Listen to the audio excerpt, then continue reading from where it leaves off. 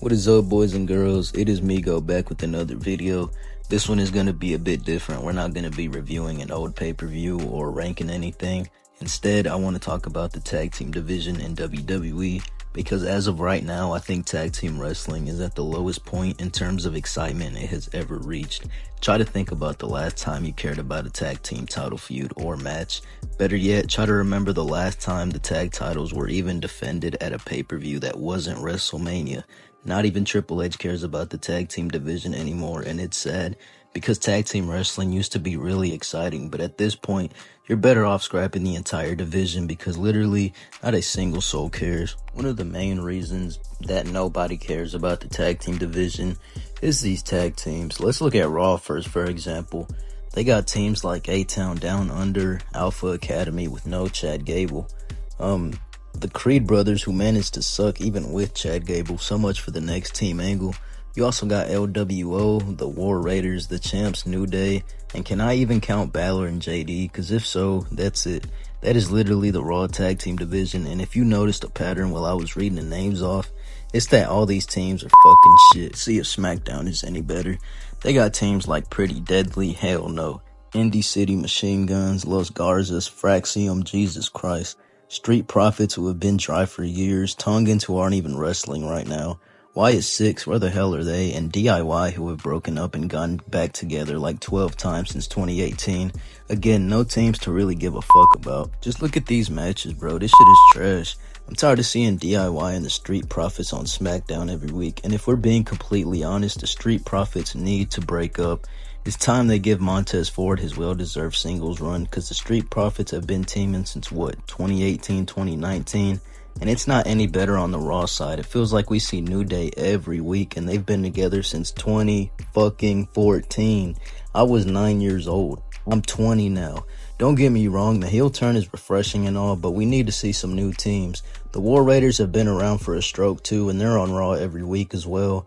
Now I can see why they don't put the tag titles on pay-per-view. These matches suck, and there's absolutely no star power here, unlike the tag team division from the early to mid-2000s. But even though the tag team division seems cooked beyond repair, I think there's still a way Triple H can fix this problem before it gets even worse, of course, and tag team wrestling just falls into complete obscurity. The roster is stacked as hell right now. This is arguably one of the craziest WWE rosters we've ever seen. And the worst part about it is that 60% of the roster isn't even doing anything. Whatever happened to just throwing two random guys together and making a tag team? Let's look at one of the most underrated tag teams in recent memory. For example, The Bar, Sheamus and Cesaro. They formed a tag team together after they had a really good best-of-7 series and would then go on to challenge for the tag team titles. Want to know what other two wrestlers had a best-of-7 series recently and currently have no significant plans on SmackDown? Carmelo Hayes and Andrade, a missed opportunity to form a new and exciting tag team. And I know a lot of you guys are going to say, oh, Andrade and Melo are way past the tag team division. Then when the hell are we supposed to ever care about this thing? You need to have exciting wrestlers like this to just come together sometimes, especially when they're not doing anything anyway. A couple of tag team title reigns wouldn't hurt anybody while you actually figure out what you want to do with these guys. Just look at some of these tag teams from the past that WWE just said, fuck it, you guys are teaming, and it worked. Air Boom, Kofi Kingston, and Evan Bourne, who quickly became one of the most exciting and over tag teams after WWE decided to just pair them up. Hell, even RK Bro got over, Randy Orton and Matt Riddle. And there's way older examples of this too. WWE just throwing two exciting wrestlers together for no reason, but it working. Team Rated RKO had a very brief run, but people still glazed the shit out of them. They were together for 7 months, but sometimes that's all you need. It's just 6 or 7 months of an exciting tag team to shake up the division. Kane and X-Pac were thrown together, and they had a fun and memorable run and even held the tag team titles. And we can go all day with the examples if you want. There's Team Hell No, Jericho, Miz and Sandow, RVD and Rey Mysterio.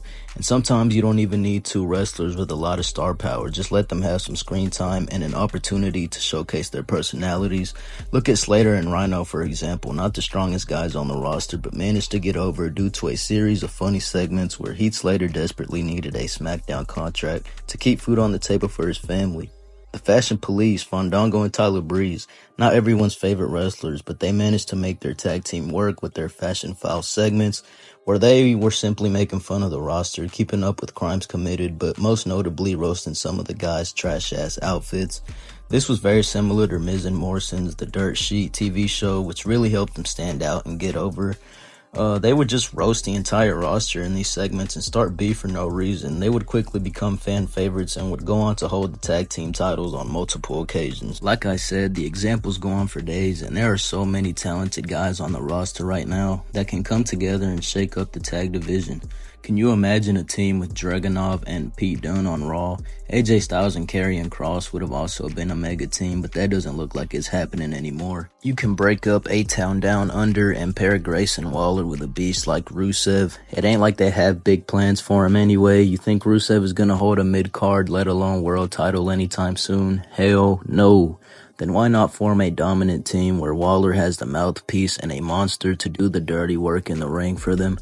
Kinda like a heel Enzo and Cass, except Waller knows how to wrestle and so does Rusev. And you can still have them wrestle in singles matches if you want to, like they already do, so I don't really see the problem here. Over on SmackDown, you can have a funny yet successful tag team in Damian Priest and R-Truth, and still have Damian Priest do his thing higher up on the card. We've seen it done plenty of times before. It's okay to pair up two guys even if one seems miles ahead of the other. It doesn't have to be forever, but it keeps the tag team division interesting with a fresh rotation of teams. Please break up Legado del Fantasma if you're rarely going to feature them on TV. And honestly, I feel like after their feud, a partnership between Escobar and Andrade would be good. Or hell, give me Escobar and Nakamura. And can someone remind me why the Bloodline stopped teaming? You're telling me Jacob couldn't team with Solo or Solo with Tama Tonga or vice versa to win the tag belts and actually have some stars in the division for a couple of weeks even? They act like The Miz wasn't US champ while holding both tag team titles simultaneously. Even MVP did it when he held the titles with Matt Hardy. There's just so much more you can do to fix the tag division and build some excitement. You can always bring talent in from other promotions. I'm sure there's a shit ton of charismatic and talented tag teams on the indies that we don't even know about, but that's WWE's job to find them. For me, the last time the tag team division felt relevant was that split second when Cody and Jey Uso held the unified Raw and SmackDown tag team titles. It was fresh and it was different. It definitely gave John Cena and Shawn Michaels vibes when they won them in 2007. Cody and Jey was met with very positive responses and people really liked them as a team, so I don't get why they don't do this more often. Just have these random mega teams come together for a few weeks and then whoever they drop the titles to become a highly credible tag team overnight. In conclusion, let's just throw random teams together like we used to, have good storylines and put the belts on really big stars every now and then. Make the belts actually worthy of getting a slot on the pay-per-view. I'm curious to know of any ideas you guys may have or tag teams you want to see created. Let me know in the comments down below. I'm going to be reading every single comment, and make sure you leave a like on the video if you enjoyed it and subscribe if you want to see more wrestling content. I plan on going pretty hard with these videos and any support would mean the world. Thanks for making it to the end of the video, and I'm going to catch y'all next time.